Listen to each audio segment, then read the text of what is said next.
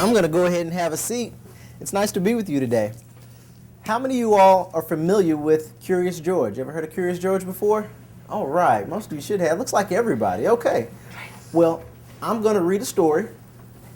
I'm going to read a story today to you about his first day of school. You all remember your first day of school this year? All right. Well, Curious George had a first day of school, and we're going to talk about it a little bit, okay? All right. Curious George's first day of school. This is George. He was a good little monkey and always very curious.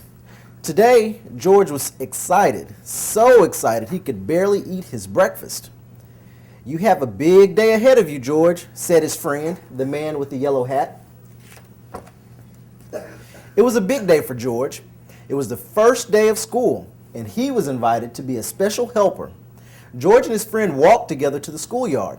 Some of the children were nervous, but George couldn't wait for the fun to begin. In the classroom, George's friend introduced him to Mr. Apple. "Thank you for inviting George to school today," said Mr. Apple, said the man with the yellow hat. Then he waved goodbye. "Have a good day, George. I'll be back to pick you up after school."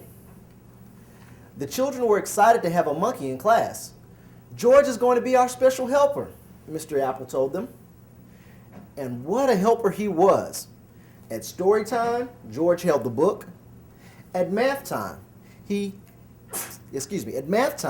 children could count on George. And at recess, he made sure that everyone had a ball and a well-balanced snack. After lunch, Mr. Apple got out paints and brushes. George saw red and yellow and blue. 3 colors were not very many, and George was curious. Could he make more colors? So first, George mixed the red and the blue to make purple. Then, George mixed red and yellow to make orange.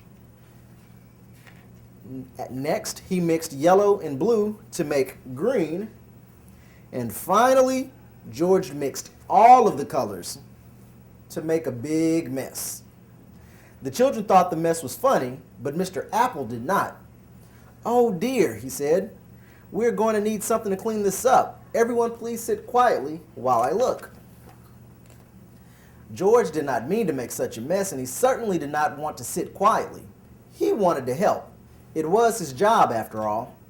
George had an idea. In the hallway, George found a closet. In the closet, he found a bucket. And in the bucket, he found just what he needed: a mop.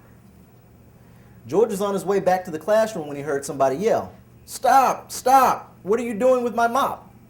The janitor ran after George. "Stop! Stop! No running in the hall!" The principal ran after the janitor.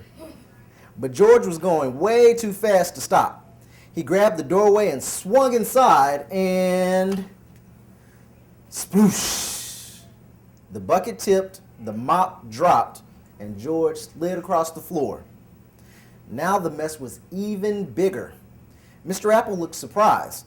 The principal frowned. The janitor just shook his head. And George, poor George, he felt terrible. Maybe he was not such a good helper after all. The children felt terrible too. They did not like to see George looking so sad. They thought he was a great helper. Now they wanted to help him. So the children all lent a hand, and some even lent feet. And before anyone knew it, the mess was gone. "The little monkey sure is helpful," the janitor said. "It looks like Mr. Apple has a whole class full of helpers," the principal added. At the end of the day, when George's friend arrived to pick him up, Mr. Apple said, "Thank you for all your help, George. We hope you'll come again soon." The children cheered, and they hoped George would come again also. George waved goodbye to his new friends.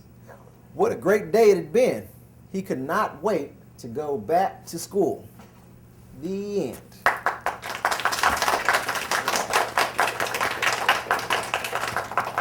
So that was the story of Curious George and him being a helper on the first day of school.